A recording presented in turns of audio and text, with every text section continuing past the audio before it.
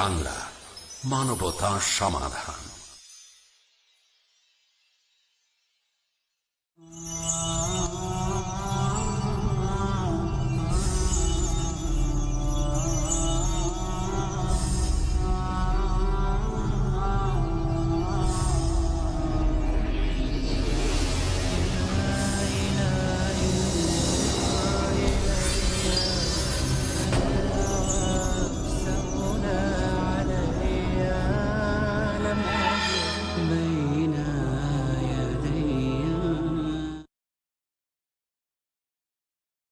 আসসালামু আলাইকুম ওয়া রাহমাতুল্লাহি ওয়া বারাকাতুহু।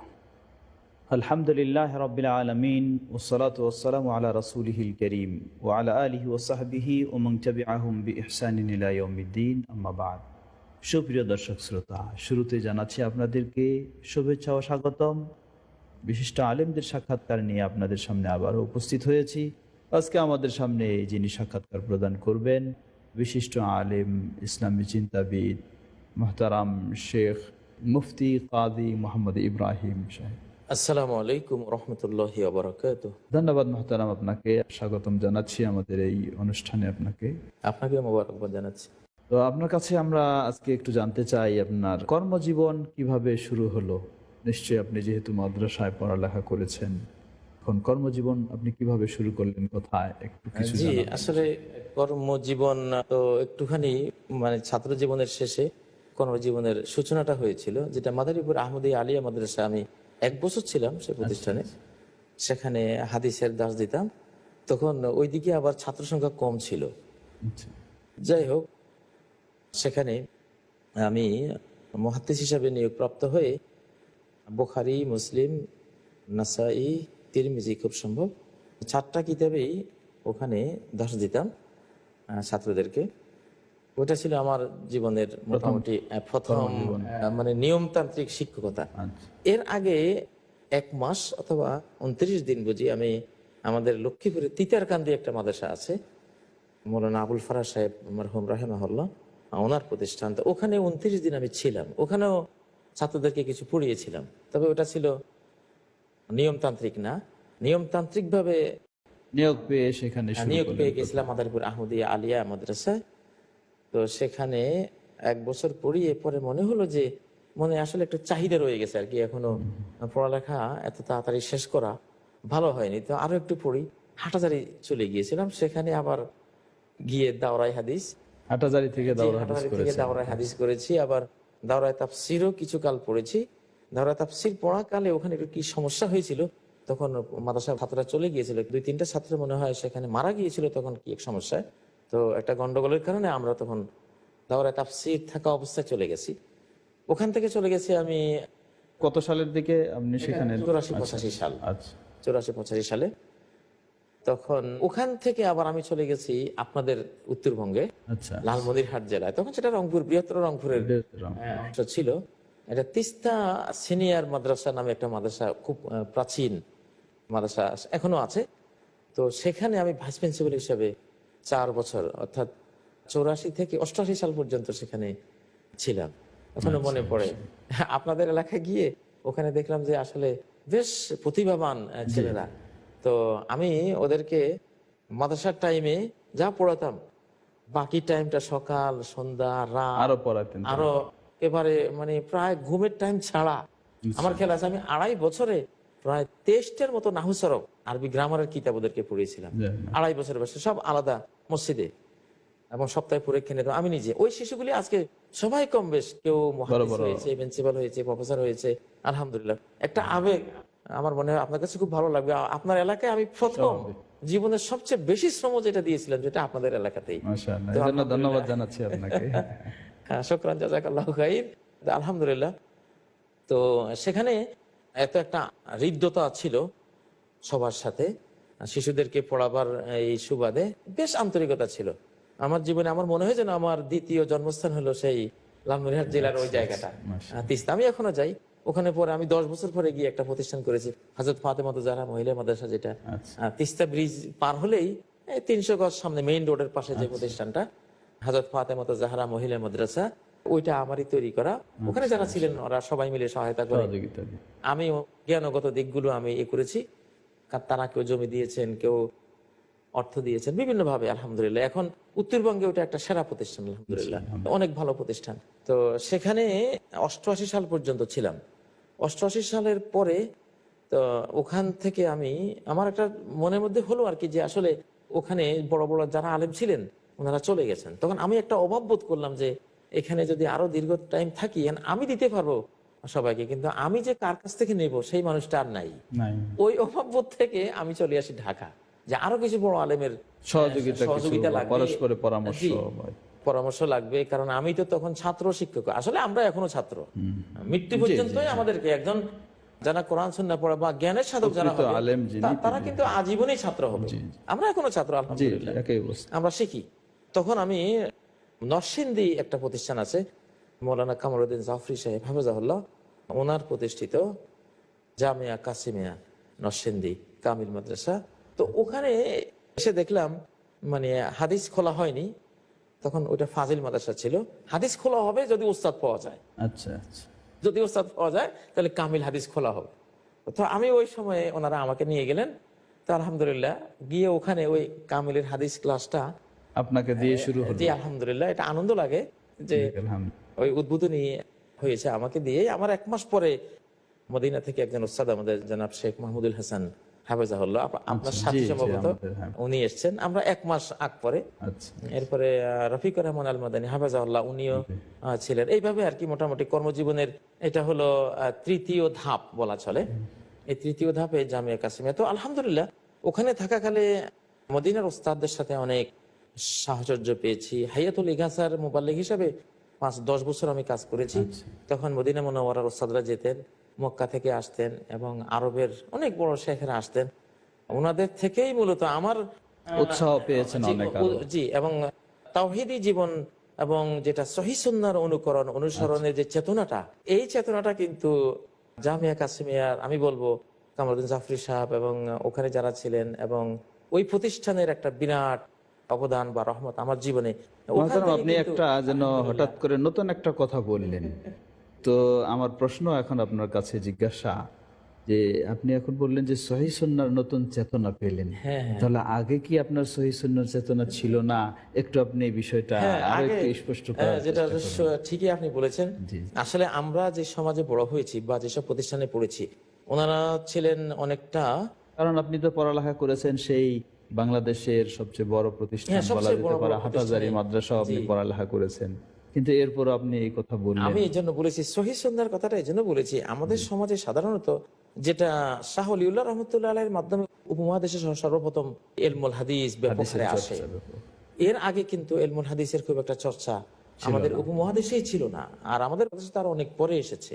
তো এই বিশাল গ্যাপের কারণে প্রায় 800-900 বছর যে আমরা সহিহ সুন্নাহ ছাড়াই আমরা যে ইসলাম ফলো করেছি, অনেক তরিকা, অনেক চিন্তা চেতনা, মানে ব্যক্তি কেন্দ্রিক আপনার অনুসরণ, কোন মাযহাবের অনুসরণ, কোন তরিকার অনুসরণ, এগুলি একটা মৌলিক এটাই প্রাধান্য ছিল।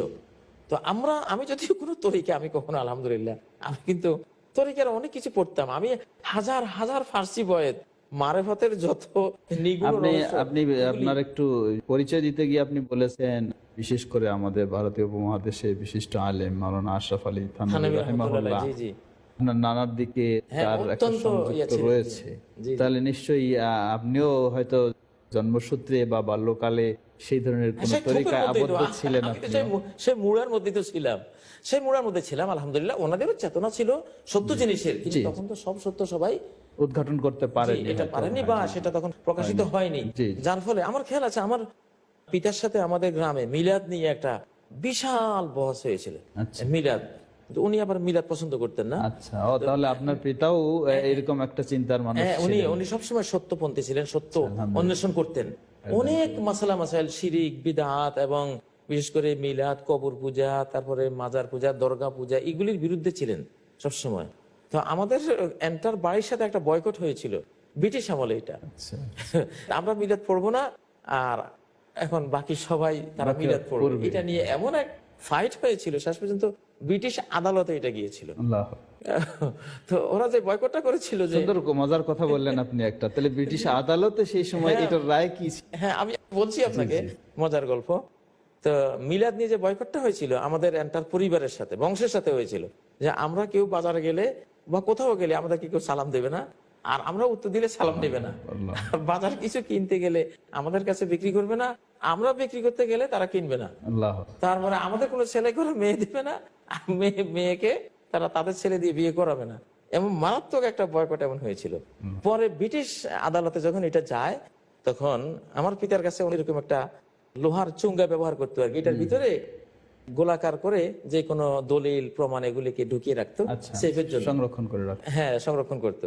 তো ওনার ওই চুঙ্গার ভিতরে আপনার মিলাদের বিরুদ্ধে যত দলিল এগুলি ছিল, এটা লম্বা করলে 5-7 হাত লম্বা হতো আর কি, আমরা খুলি খুলি দেখতাম।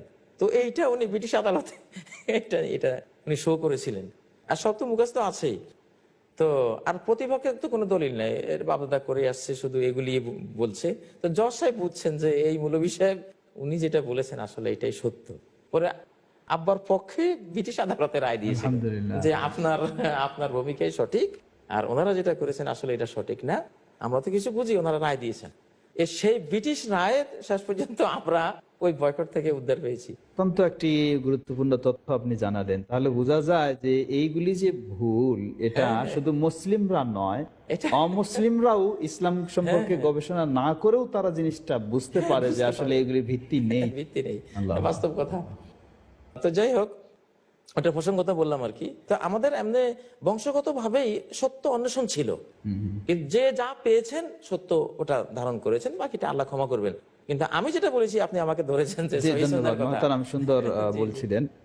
আবার আপনার কাছে আমরা ফিরে আসবো ইনশাআল্লাহ। এই পর্যায়ে আমরা ছোট্ট একটু বিরতি নিতে যাচ্ছি। সুপ্রিয় দর্শক শ্রোতা, আপনারা আশা করছি খুব মনোমুগ্ধকর এই সাক্ষাৎকার খুব আকর্ষণীয় ভাবে আপনারা উপলব্ধি করছিলেন। কিছুক্ষণের জন্য ছোট্ট একটু বিরতি নিতে যাচ্ছি। বিরতির পর আবারও আমরা আপনাদের সামনে ফিরে আসবো ইনশাআল্লাহ। আশা করি আপনারা সকলেই ধৈর্য সহকারে অপেক্ষা করবেন। আসসালামু আলাইকুম ওয়া রাহমাতুল্লাহি ওয়া বারাকাতুহু।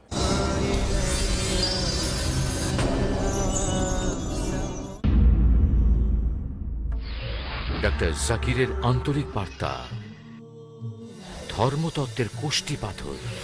সূরা ইখলাস হলো ধর্মতত্ত্বের কোষ্ঠী পাথর। ধর্মতত্ত্ব মানে হলো ঈশ্বর সম্পর্কে জানা। সূরা ইখলাস হলো লিটমাস টেস্ট ঈশ্বরকে জানার জন্য। এটি পবিত্র কোরআনের 112 নম্বর সূরা, আয়াত নম্বর 1 থেকে 4। কুল হুয়াল্লাহু আহাদ, বলো তিনি আল্লাহ এক এবং অদ্বিতীয়। আল্লাহ হুস সামাদ, আল্লাহ চিরস্থায়ী এবং কারো মুখাপেক্ষী নন। লাম ইয়ালিদ ওয়া লাম ইউলাদ, তিনি কাউকে জন্ম দেননি, কখনো জন্ম নেননি। ওয়া লাম ইয়াকুল লাহু কুফুয়ান আহাদ, এবং তার সমতুল্য আর কোনো কিছুই নাই। সহিহ বুখারীতে উল্লেখ করা আছে 6 নম্বর খণ্ডে কিতাবুল ফাজাইলে কোরআন, অধ্যায় নম্বর 30, হাদিস নম্বর 533, নবীজি সাল্লাল্লাহু আলাইহি সাল্লাম বলেছেন, সূরা ইখলাস পবিত্র কোরআনের 3 ভাগের 1 ভাগের সমান। সত্য ঈশ্বরকে যাচাই করার জন্য 4টি বৈশিষ্ট্য। প্রথম হলো আহাদ, তিনি একক। দ্বিতীয় হলো আস-সামাদ, তিনি চিরস্থায়ী এবং কারো মুখাপেক্ষী নন। তৃতীয় হলো লাম ইয়ালিদ ওয়া লাম ইউলাদ, তিনি জন্ম নেননি এবং কাউকে জন্ম দেননি। আর চতুর্থ হলো ওয়া লাম ইয়াকুল লাহু কুফুয়ান আহাদ, এবং তার সমতুল্য কোনো কিছুই নাই। আপনি যে ঈশ্বরের উপাসনা করেন তাকে সূরা ইখলাস দিয়ে যাচাই করতে পারেন। ধর্মতত্ত্বের কোষ্ঠী পাথর। পিস টিভি বাংলা, মানবতার সমাধান।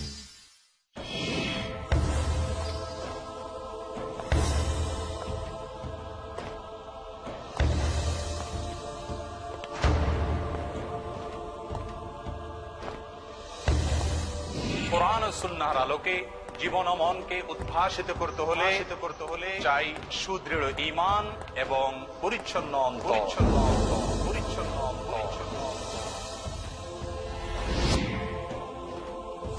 কিভাবে অর্জিত হবে ঈমানের দৃঢ়তা এবং অন্তরের পরিচ্ছন্নতা, সে বিষয়ে বিস্তারিত জানতে হলে আলোচনা শুনুন আমাদের ধারাবাহিক প্রোগ্রামে সরল পথে চোখ রাখুন, কেবলমাত্র পিস টিভি বাংলায়।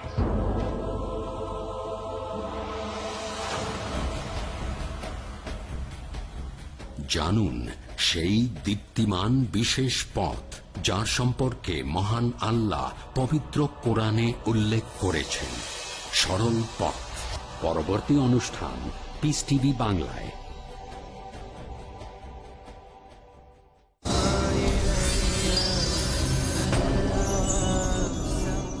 আসসালামু আলাইকুম রহমতুল্লাহি ও বারাকাতুহ। সুপ্রিয় দর্শক শ্রোতা, ছোট্ট বিরতির পর আবার আমরা আপনাদের সামনে ফিরে এসেছি বিজ্ঞ আলেমে দ্বীন তারামের সুন্দর সাক্ষাৎকারে।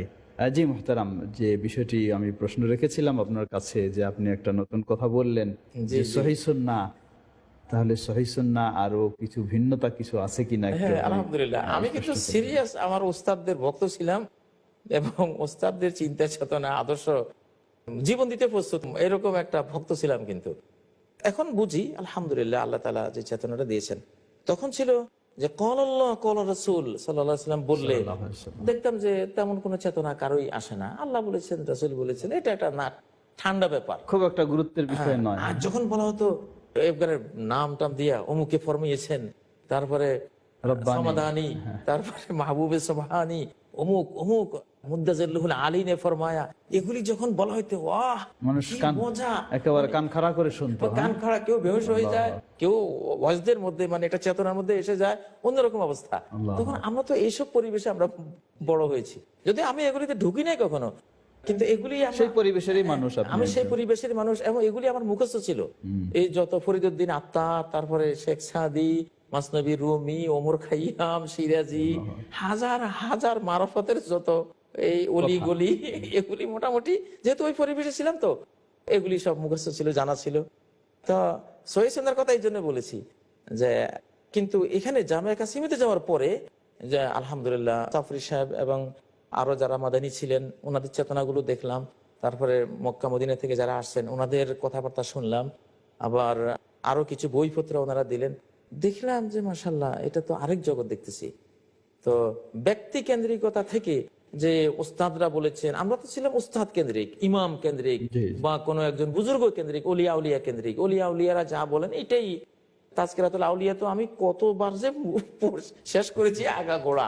আমি খুব সুফি টাইপের ছিলাম ওই সময়, মানে নীরব থাকতাম, জানালা বন্ধ করে বসে একটু অন্ধকার সাইজে বসে বসে মোটামুটি সারা দিন বইপত্র নিয়ে থাকতাম, খুব কম খেতাম আর কম ঘুমাইতাম, কম কথা বলতাম, কারণ ওই যে কিল্লাতুল তাআম, কিল্লাতুল মানাম, কিল্লাতুল ইখতিলাফ আলা নাম, আধ্যাত্মিক জগতের শিক্ষা ছিল যে কম খেতে হবে, কম বলতে হবে, মানুষের সাথে কম মিশতে হবে। আমি কিন্তু এটা খুব ফলো করতাম, তখন এই টাইপের ছিলাম।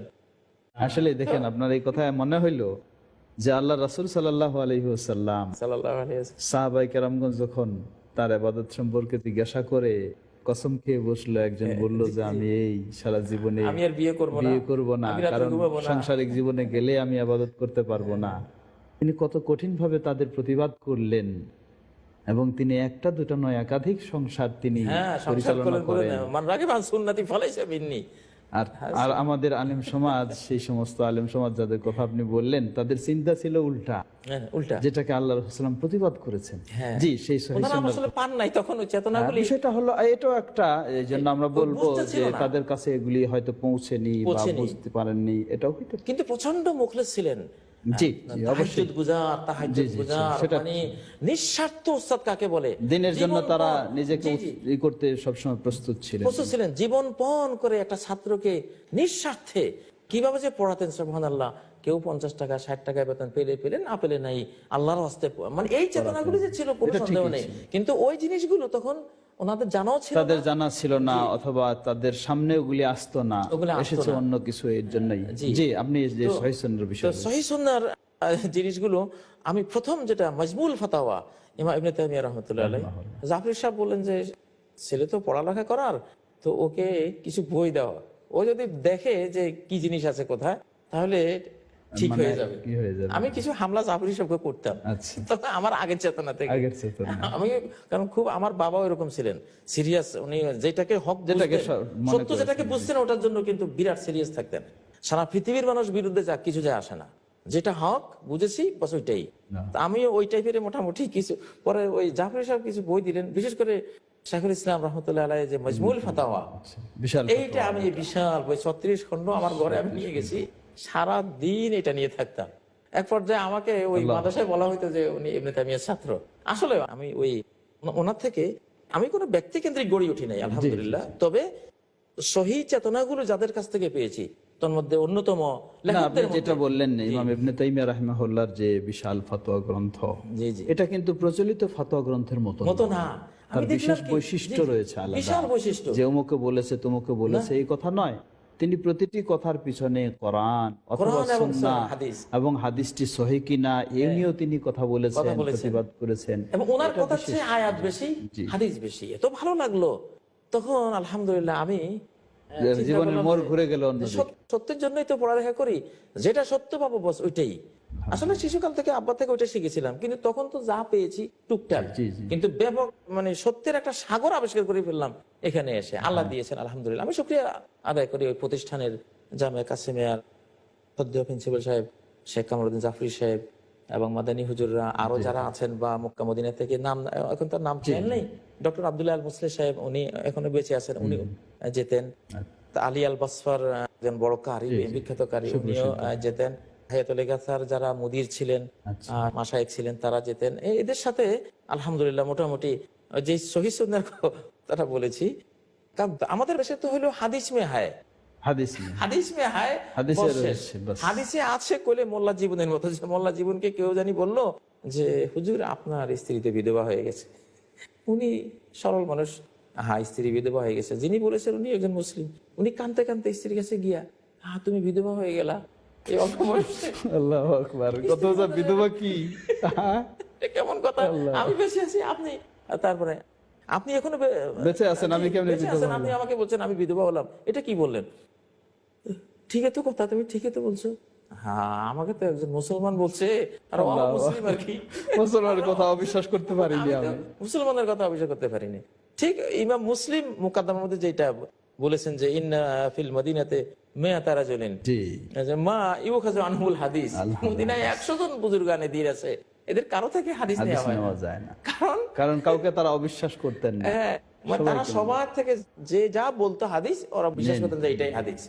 তো ইমাম মুসলিম বলেছেন যে লা ইয়াতাআম্মাদুনাল কাযিব ওয়ালাকিন ইয়াজরিল কাযিবু আলা আলসিনাতিহিম। আলা আলসিনাত, এরা ইচ্ছা করে মিথ্যা ইচ্ছা বলতে করে এটা না, নিত না। এরা সত্যবাদী মানুষ, কিন্তু সবার কথা বিশ্বাস করার কারণে অনেক মিথ্যা হাদিস ওনাদের জবান দিয়া বের হয়ে যেত। বের হয়ে আসে, বের হয়ে যায়। এই জন্যই সালেহিনদের থেকে, ওলিয়া আউলিয়া থেকে সহজে মুহাদ্দিসিনে হাদিস হাদিস গ্রহণ নিতেন করেন। না। তো আমাদের দেশটা অধিকাংশ ওলামারা খুব দিলদার, আল্লাহওয়ালা ছিলেন, মুখলেস ছিলেন, কিন্তু ওই যে বিশ্বাস করতেন, বিশ্বাসের ওই ফাঁক দিয়ে কিন্তু যত দুর্বল চলে আসে। বানোয়াট এইসব জিনিস ঢুকে পড়তো।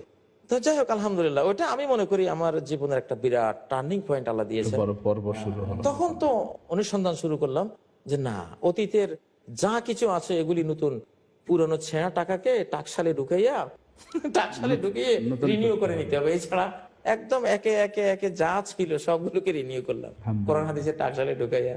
তো আলহামদুলিল্লাহ। তো মুহতারাম, একটা সুন্দর কথা বললেন আপনি, আপনার জীবনের একটা মোড় পরিবর্তন হয়ে গেল। তো আমাদের দেশে বা আমাদের সমাজে তো আপনার আগের চিন্তার মতো অনেক আলেম সমাজ তো এখনো এখনো আছে। রয়েছেন, আপনি তাদের ব্যাপারে একটু সুপরামর্শ কি দিতে পারেন? আসলে আমি যেটা, তো আমাদের কাছে দেখেন আল্লাহ আমাকে বংশগত যে অবস্থানটা দিয়েছেন এটা গৌরবান্বিত, শুকরিয়ার। প্রায় 300 বছর হলো যে বিশেষ করে হানাফিদের ভিতরে আমাদের বংশের ওলামারা, আমার পিতা বাংলাদেশের বড় বড় আলিয়া মাদ্রাসার এখন যত প্রিন্সিপাল মুহাদ্দিস, এদের অনেকেই আব্বা ছাত্র।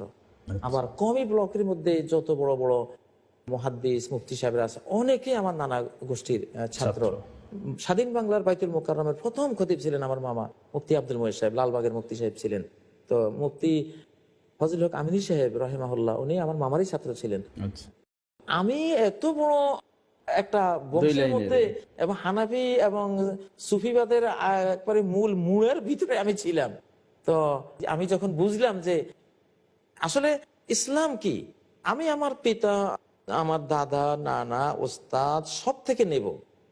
কোনটা নেব? যেটা দেখবো কোরআন সুন্নাহর সাথে মিল আছে ওইটা নেব। আর যেটা দেখবো যে যুগ যুগান্তর থেকে ওনারা বানায়নি, চলে আসছে, ওনাদের মাধ্যমেও চলে আসছে, তো যদি দেখি যে কোরআন সুন্নাহর সাথে এটা খাপ খায় না, এটা তো আমাকে ফেলে দিতে হবে। আসলে বাপদাদার দোহাই দিয়ে এই ধরনের চলবে চলাটা না। কখনো উচিত জি, নয়। আমাদের বাবারা অতীতের অনেক জিনিস তারা বাদ দিয়েছেন, যখন জানতে পেরেছেন যে এটা ঠিক নয়, তো ঠিক আমরাও তো অনেক জিনিস যেটা আমরা জানবো যে এটা ঠিক নয়, সাথে সাথে এটা বাদ দিতে হবে, সাথে সাথে এটা বাদ। তাহবিলে কেবলা যখন হয়েছিল নবী সাল্লাল্লাহু আলাইহি সাল্লামের যুগে, তারা তো রুকুতে ছিলেন, যখন জোহরের রুকুতে ছিলেন, রুকুর মধ্যে ওনারা চেঞ্জ হয়ে গেছে, পরিবর্তন হয়ে গেছে, যে না নামাজটা শেষ করে নেই, এরপরে চেঞ্জ হবো। সময় কই, আল্লাহর হুকুম এসছে, সাথে সাথে পরিবর্তন। আবার আরেকজন উনি নামাজ পড়ে যাচ্ছিলেন কুবা মসজিদের আরেক জায়গায় গিয়ে খবর দিচ্ছেন যে ওখানে দেখে আসলাম, আমি তো মক্কা দেখে আসলাম, ওরা তখন রুকুতে। ফাদারু কামা হুম, সহিহ বুখারীতে যেটা আছে, ওরা যেমনি ছিল অমনি ঘুরে গেল। মদিনা মসজিদে নববীতে দেখে আসলাম আমি, এই তোমাদের এই অবস্থা। সাথে সাথে বাইতুল মুকাদ্দাস থেকে মানে কিবলার দিকে ফিরে গেছে, সাথে সাথে ওরা ফিরে গেছে। আজকে যারা উলামায়ে কেরাম আছেন, আমি তো কোনো নতুন মত পথের দিকে যাইনি। জি জি, আমি গিয়েছি নবীজি বিদায় হজে যে কথাটি বলেছেন, তারাক্তু ফিকুম আমরাইন লান তাদিল্লু মা তামাসসাকতুম বিহিমা, দুটো জিনিস রেখে যাচ্ছি, কোশ্চেন কালে পথ হারা হবে না যদি এই দুটাকে শক্ত করে আঁকড়ে ধরো, আল্লাহর কিতাব, রাসূল সাল্লাল্লাহু আলাইহি ওয়াসাল্লামের সুন্নাহ। আজকে আমরা উলামায়ে কেরাম যারা, আমি আগে যা ছিলাম, আমি আগে যে তরিকা ছিলাম, যেরকম ছিলাম, এখনো আমাদের কাছে লক্ষ লক্ষ আলেম সেইভাবে আছে। ধন্যবাদ মুহতারাম, আপনার কাছে আসলে অত্যন্ত তাত্ত্বিক কথাগুলি আমরা শুনছিলাম, যেগুলি সকলের জন্য বলা যেতে পারে জীবনের একটি সুন্দর গ্রহণীয় বিষয়। আজকে আসলেই আমাদের সময় প্রায় শেষের পথে। আমরা ইনশাআল্লাহ আবারও আপনার কাছে আমরা সাক্ষাৎকারে কথাগুলি শুনবো। সুপ্রিয় দর্শক শ্রোতা, আপনারাও অত্যন্ত খুবই আকর্ষণীয়ভাবে মনোযোগ সহকারে শুনছিলেন, কিন্তু সময় শেষ, তাই বিদায় নিতে হচ্ছে। আবার সুযোগ হলে আপনাদের সামনে এই সমস্ত বিজ্ঞ আলেম সমাজকে নিয়ে আমরা উপস্থিত হব। আজকে আমরা এখানে বিদায় নিতে যাচ্ছি। আল্লাহ সুবহানাহু ওয়া তাআলা আমাদের সকলকে কোরআন ও সুন্নাহর আলোকে ইসলাম বোঝার এবং ইসলামকে মেনে চলার তৌফিক দান করুন। আমিন। ওয়া আখিরু দাওয়ানা আনিল হামদুলিল্লাহি রাব্বিল আলামিন ওয়া সাল্লাল্লাহু তাআলা আলা নবিয়িনা মুহাম্মদ ওয়া আলা আলিহি ওয়া সাহবিহি আজমাইন। ওয়াসসালামু আলাইকুম ওয়া রাহমাতুল্লাহি ওয়া বারাকাতুহু।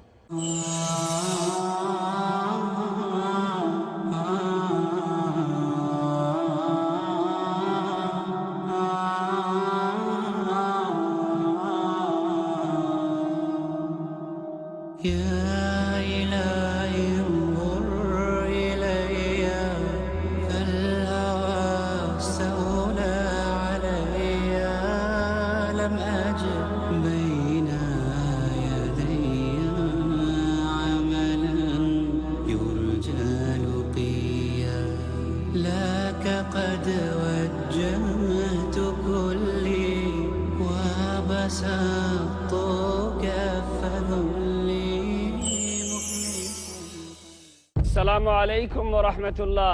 আমি মোহাম্মদ হাশিম মাদানী, আর আপনারা দেখছেন পিস টিভি বাংলা।